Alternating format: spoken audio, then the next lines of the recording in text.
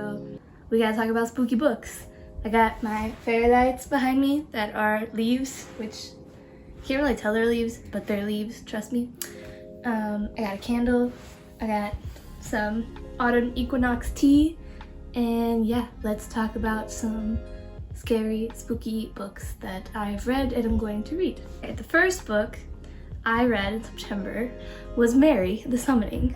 It was about Bloody Mary, you know, the game that you play at sleepovers when you're like 10, and you say your name 3 times and have the lights off and she's supposed to appear in the mirror. Girls summon Bloody Mary and then things get out of hand, and apparently it like follows people. If like you let her loose, she'll follow you in mirrors and stuff. Super creepy, super scary, kept me up at night. I have this big vanity mirror in my room and I like thought about putting a sheet over it. I was so scared, but I didn't because I'm a grown-ass woman and I should not be scared of a young adult novel. But anyway, I got over it, and then I read the second book, Mary Unleashed, which was, you know, even greater than the first book. It was a masterpiece. But yeah, it was rough.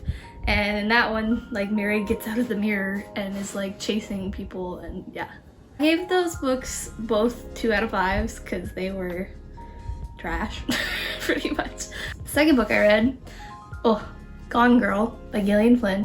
Actually, okay, I take that back. I read Sharp Objects first by Gillian Flynn. I listened to that book and I stayed up until like 3:30 just finishing it because it was so good. Like, oh, I love Gillian Flynn's writing. She is so smart. She's so good at thriller, mystery genre.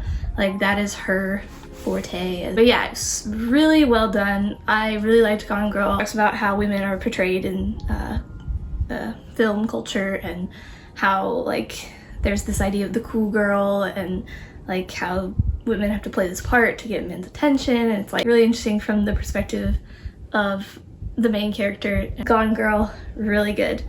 Also, Sharp Objects, really good. Yeah, so Gone Girl, great book, read it. The movie's really good too. I really liked Ben Affleck.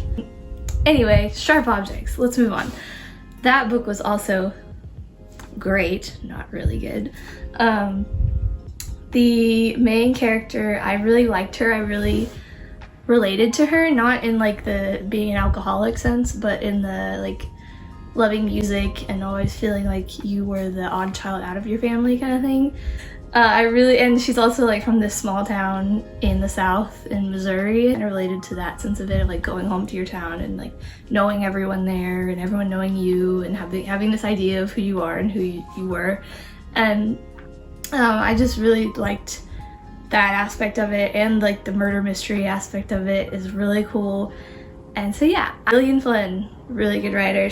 All of her books I think take place in Missouri. And then the last book I read by Gillian Flynn was like, it was one of her first short stories. It's called The Grown Ups. Story about this woman who goes to this house and she's like a sidekick, or says she's a sidekick, and weird things start happening, and it's a really spooky, good little like Halloween short read if you like to read but you don't have a lot of time to read something big. I think it was 100. Gillian Flynn knows how to write a good short story, like impact you in a short amount of time, and I really like that. So next book I read was The Turn of the Key by Ruth Ware. I have a love-hate relationship with Ruth Ware. I think a lot of people on BookTube do, because sometimes she'll like come out with a banger. Like Turn of the Key was a pretty like good, solid book. I really liked it.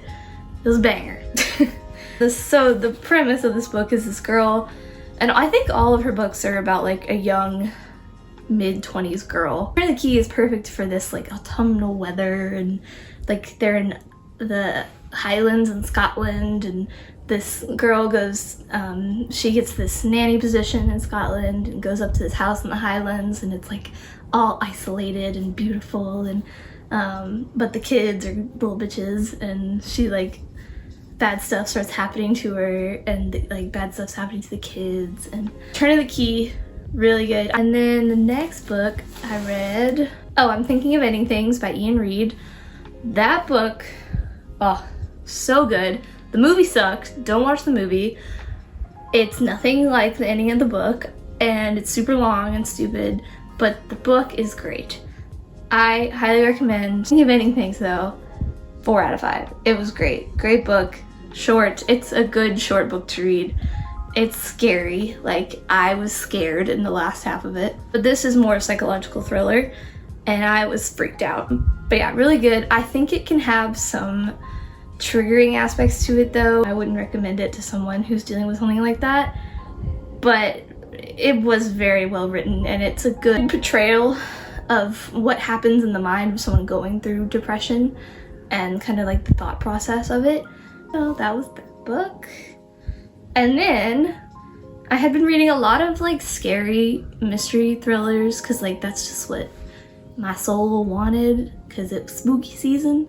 But then I kind of got tired of it and I was like, okay, I need some happiness in my life. Like this is weighing on me. The next book I read was Where'd You Go, Bernadette by Maria Semple. I listened to the audiobook and I really liked the woman who narrated the book. She was like so full of energy and just reminded me of a hug. Like that's what I thought of when I heard her voice. And I would like fall asleep listening to this book and it just felt so nice. And it talks a lot, it's based in Seattle and it talks a lot about Seattle and I've been there a few times. I really like it. So I liked hearing all the stuff they were talking about, like where they were in Seattle. It's like this family and they have one daughter and she goes to like this fancy school in Seattle and then she's like graduating and gonna get into this boarding school, and for her graduation she wants to go to Antarctica, so it's like the mom is kind of preparing for that even though she doesn't want to go to Antarctica really, and she like hires this virtual assistant and but all this stuff starts happening with her marriage and her family, and then there's these like women in Seattle society that like don't like her, and yeah, I want to watch, I think it's a movie or a show on Hulu, so I want to watch that soon because it looked good. The next book I read was Home Before Dark by Riley Sager, and I have to say Riley Sager is not the best writer. Like, she's kind of cheesy and kind of like predictable but it was a fun book. Like, I really liked it as a whole. It was really nice to read, but in the end like you don't get as freaked out as you thought you would, which I like. Like, I like when it's books like that. I like the perspective, like it's from the first person, which I like in books for some reason a lot. And the girl's name is Maggie in the book, which is nice. I liked it. And yeah, there's a good twist at the end that I really liked. I wasn't expecting it, so that was cool. And then the last book, so I read 10 books, which I'm pretty proud of myself for. Like, I finished one by one yesterday, so it was like all of September and a little of October. So it's not 1 month that I read 10 books, but it's almost a month. And I'm gonna make it more books this month.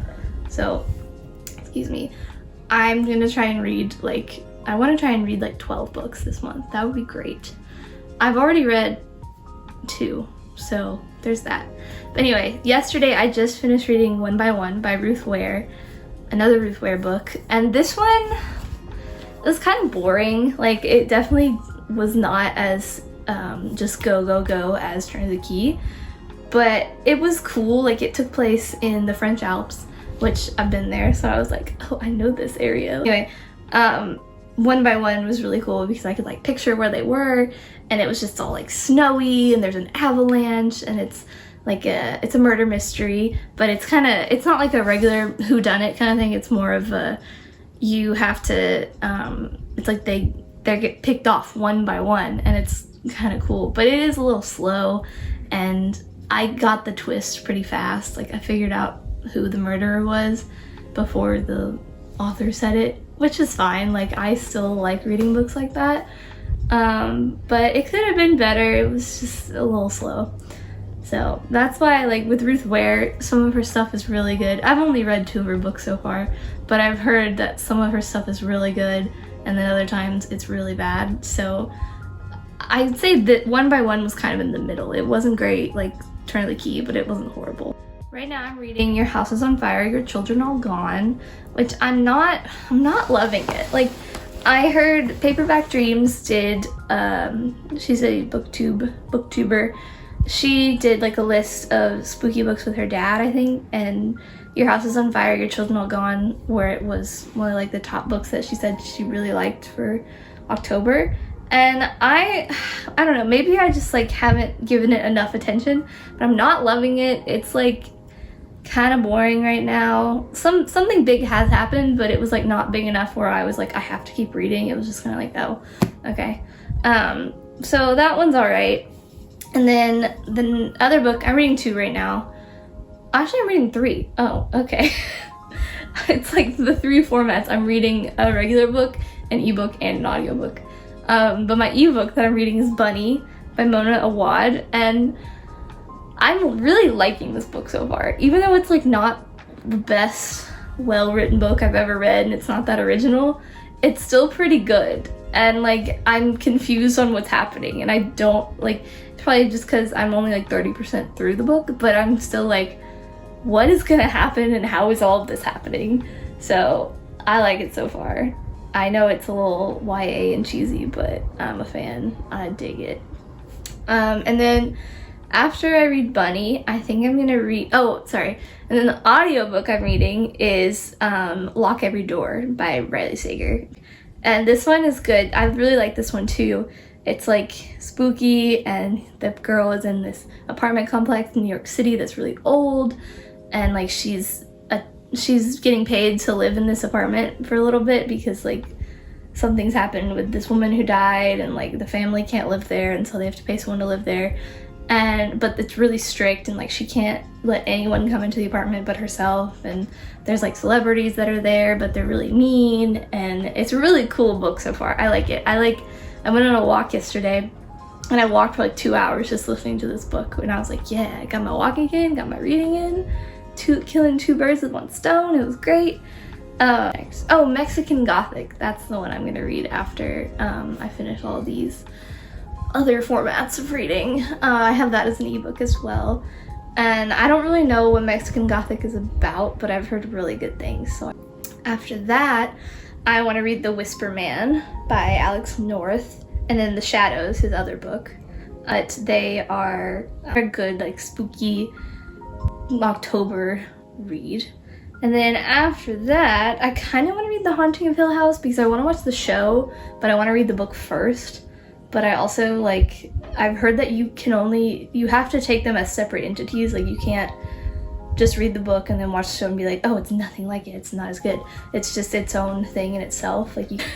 So I have to keep that in mind. But the book was The Devil All the Time that I wanted to read because the movie's on Netflix and I've heard really good things about it. But apparently, I've heard that The Devil All the Time is really good, but I watched the trailer for the movie and I was like, I don't know if this is a book I would enjoy, but we'll see. Book. I'm waiting on my library app card thing to read The Guest List by Lucy Foley, so hopefully I can read that after I finish all the books I have right now. The other one I wanted to read was The Winter People by Jennifer McMahon. Paperback Dreams did a review on that and said it wasn't that great, but her description of it kind of intrigued me. This family that lives in this house in Vermont, and I think they find like a diary. Something happens where the daughter goes missing, and they find a diary or something, and it's from like 1908, and it's from this other family that lived in the house. So I think that would be a good like October, November book to read. I think I'll read that next after all those other books I just said.